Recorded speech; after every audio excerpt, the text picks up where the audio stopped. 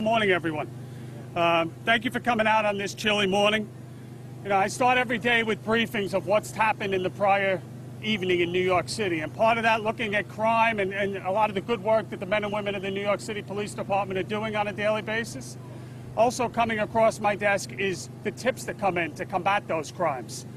I can tell you that on a daily basis, and today was no exception, it is a torrent of tips that come in, from the most high-profile cases to sometimes the cases that you never hear of. And joining with me today, behind me, in this shared responsibility, is I have Andrew Tisch on my right, the chairman of the board for the Police Foundation.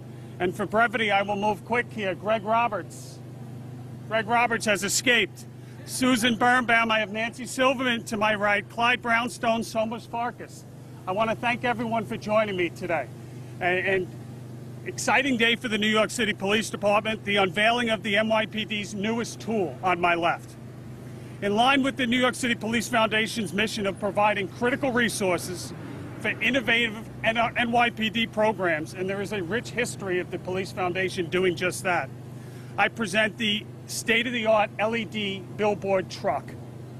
Modern policing involves delivering information in real time, widespread or narrowly targeted. This new vehicle will allow us to do both, to broadcast wanted photos, videos, live stream information, social media pages, even safety advisories, multifaceted, virtually any kind of media or message imaginable. As a portable billboard, we can now deliver this information where, and more importantly, when it's most critical. It's an immensely valuable tool in crime fighting, but like so much that we do, it's predicated on a successful relationship built with the neighborhoods that we serve. I'd like to we'll roll a brief demonstration of some of the capabilities of this truck.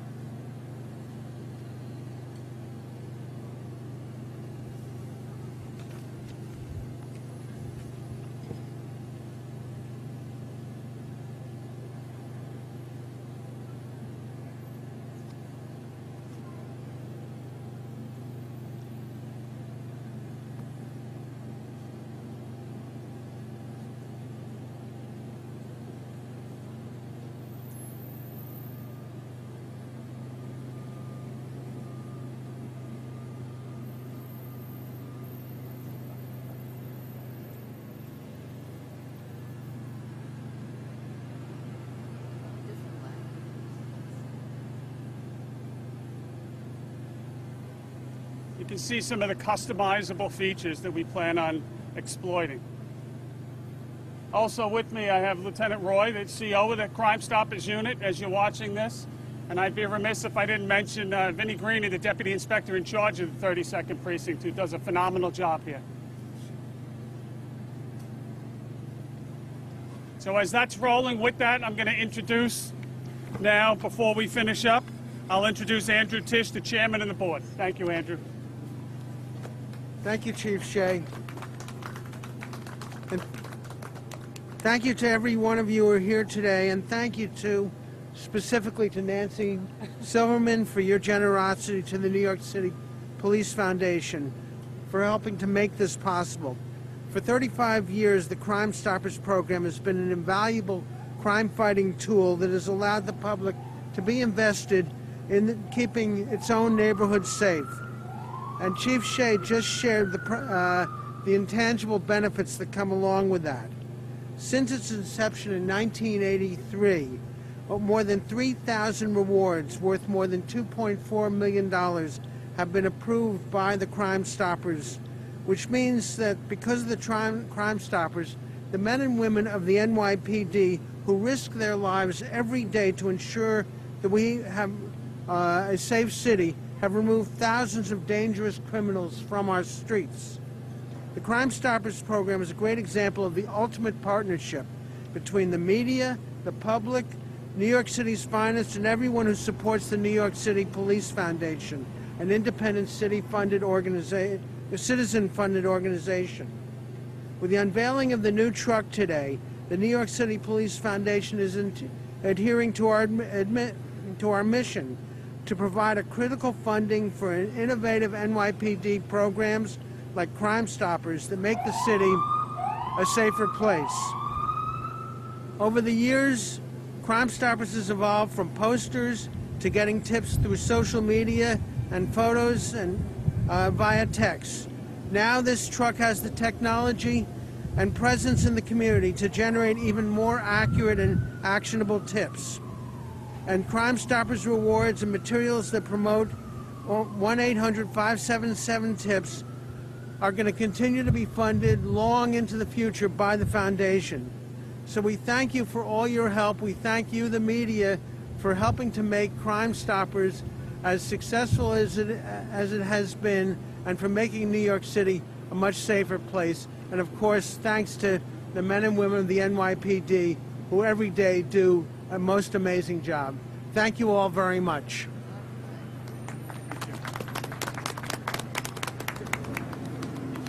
So as you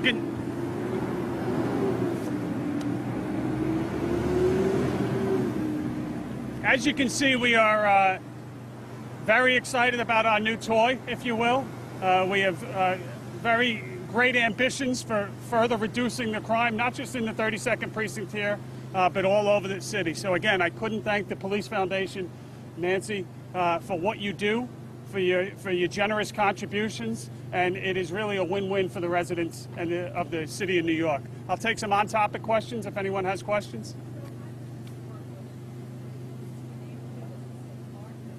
Yep.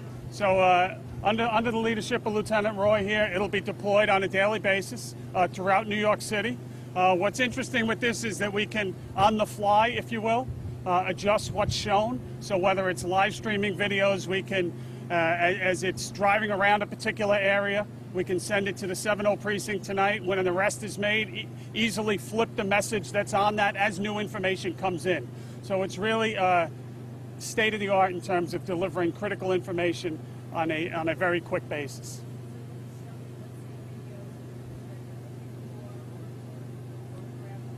And I think we can do that. I think that's in the plans where we can show you a few things now. It could be videos of a crime scene, of a crime that's occurring. We can target it in the exact community where that crime happened. If this goes well, this should be the worst nightmare for criminals in New York City. Picture the criminal having this drive around his or her neighborhood, whether he's identified or not, and eliciting tips. As Commissioner O'Neill has said many times, and this really is the evolution of that shared responsibility. And the communities are responding day in and day out. That's why I started with that mention of, on a daily basis, first thing I review the tips that came in the night before. And the people in New York City, whether it's larcenies, whether it's murders, whether it's sexual assaults, whether it's hate crimes, are delivering the tips that our detectives need.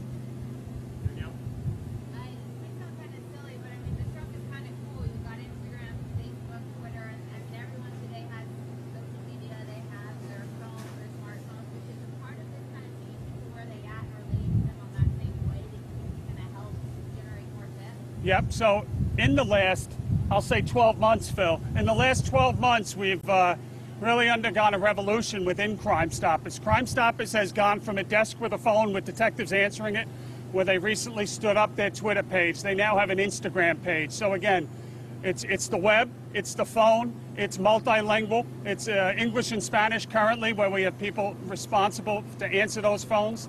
And our anticipation is now as tips comes in, it's not just a tip, we're trying to get smarter on how people are reporting information to the NYPD.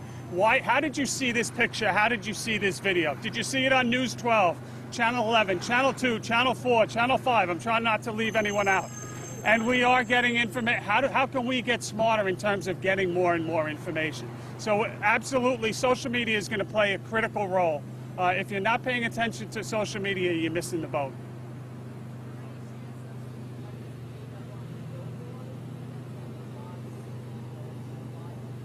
Well, that's really how we envision this. We envision this as a mobile billboard that can deploy throughout New York City with the message changing, not a message that goes up and then has to be replaced. The message can change from a keyboard at one police plaza as information is coming in, and not just one police plaza.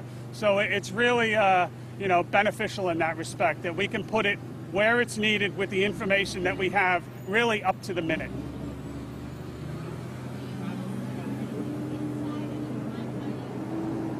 No, this is what, correct. Yep. Well, we will see. We have, like everything that we do, it's the quality. We put out information. We're getting more and more targeted in trying to get better and better tips. I think last year was, I don't want to give you bad numbers, but last year was a record year in terms of the tips that we're receiving, both on the web and in calls.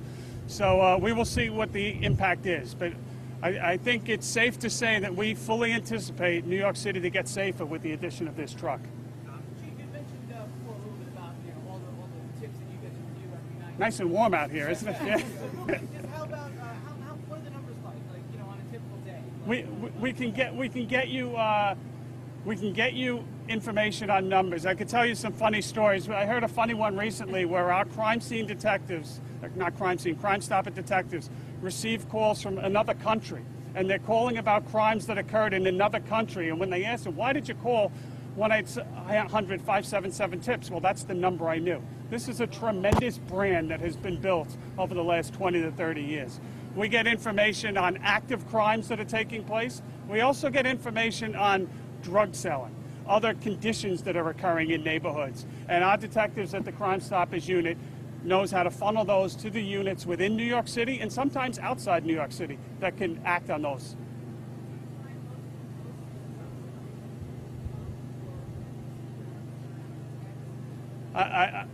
We can get you the follow-up, Peter, if we can, but my understanding is we're still, the phone is the number one way that we receive things. Over time, I would anticipate that that shifts.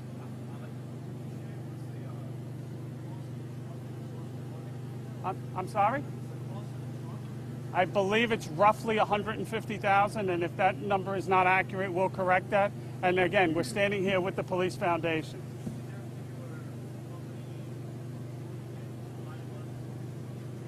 Yeah, I can follow up with you on that. All right, any others on this topic? This is it. This is it right now.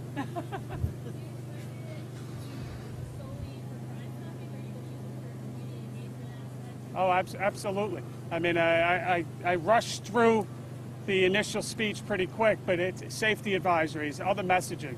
We will be as creative as we always are, and we'll learn a lot and give and take from the community.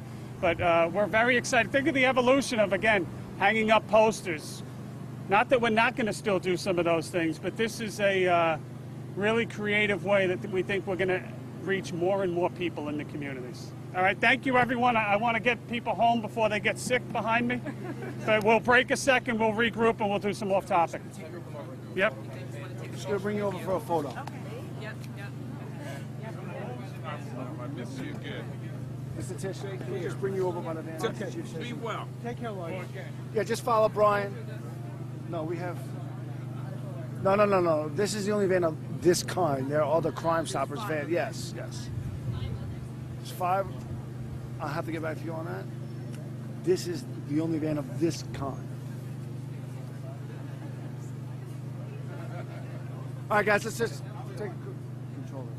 Look how it's cold.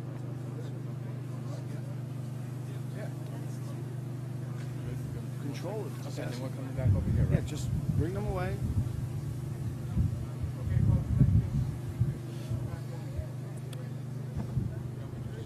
Yeah, just... All right, just give us a second. We're going to reset and come back for off topic, all right? I'll be right back. Yeah.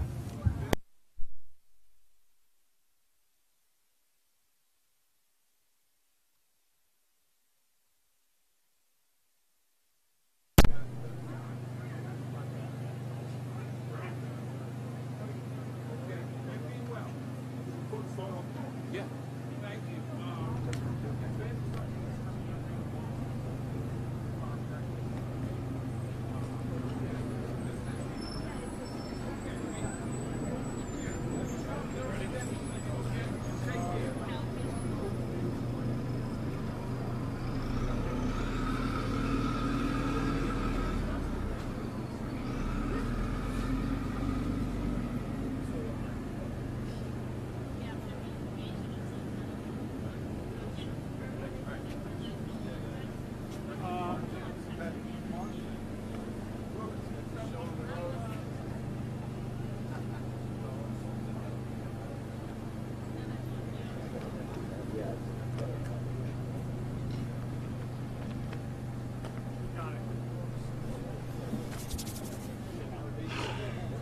Lovely day. Ready?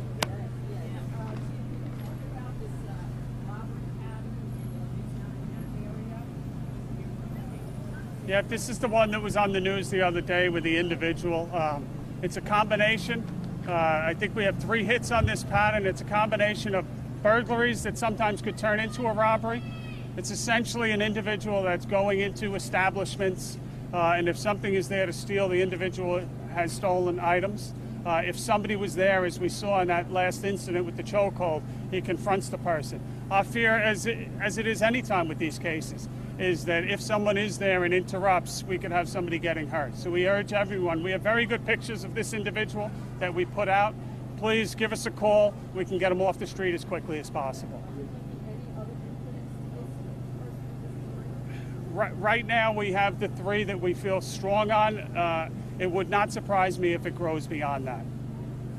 Chief, Yes, sir. so last night in Borough Park we have a car crash, and there's some video viral now of this driver, and there's some paramedics there, and one officer tugs on him to pull him out of the car after he failed to comply with some orders.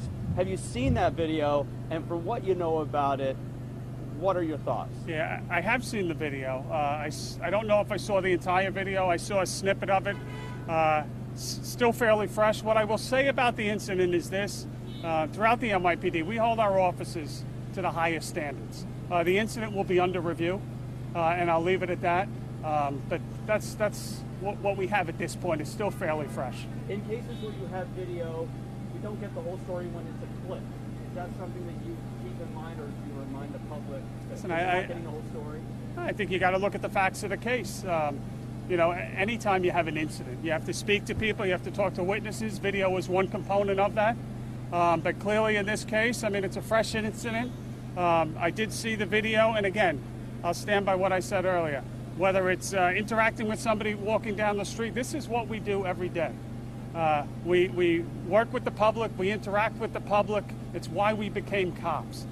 We hold our officers to the highest standard, and again, that incident will be under review. Chief, it's been about 2.5 weeks. Is there any new insight into the Saudi Arabian sisters and their deaths? Has this now been officially ruled a suicide? We were leaning that way about 2 weeks ago. So what's the latest? There has been no final determination. We continue to work closely with other law enforcement as well as the Office of the Chief Medical Examiner. That there has not been a final ruling in terms of the cause of death, and our detectives both in the Manhattan North Homicide and the 20th Precinct continue to work the case. Any new insight as to why they may have done what they did? Nothing since the small press conference. There has been other details learned, but as significant information comes out, we'll brief you accordingly. More put out a photo of a man in Bushwick that was badly beaten and found in a vacant apartment. We're going to get the insight as to what may have happened to him. He was attacked possibly, and any leads on that story. That one I will have to get back to you on. 83rd Precinct? 83rd Precinct, they put out in Bushwick, there was a photo of a man who was found in a vacant apartment, and he was, they said, badly beaten, don't know if he was badly hurt, don't know if he was attacked or beaten. Yeah, I'll have to get back to you. I apologize on that one. Anyone else? I'm sorry? Or escaped prisoner. Yep. Again, that happened approximately, I want to say, within the last 48 hours. I'm not going to speak to the how the incident occurred. It will be under review. Clearly, that's not something that we want to see occur. In a short time, the young girl was apprehended by members of the Regional Fugitive Task Force, and we'll go from there. Danielle, last question. After Halloween, there was an incident involving 2 moms on the E-train in Queens, an assault. Have you guys gotten anywhere on locating that individual? If you're referring to a case that I saw on the media, one child, two people essentially in each other's face, I saw that on the media. I do not know even if there was a report filed on that. So beyond that, I can't really speak, whether it was a harassment, a verbal dispute, or if there was a physical assault that took place. We urge anyone with any information about the incident, though, to come forward, and we'll investigate it accordingly. Thank you, Chief. Thank you very much, everyone.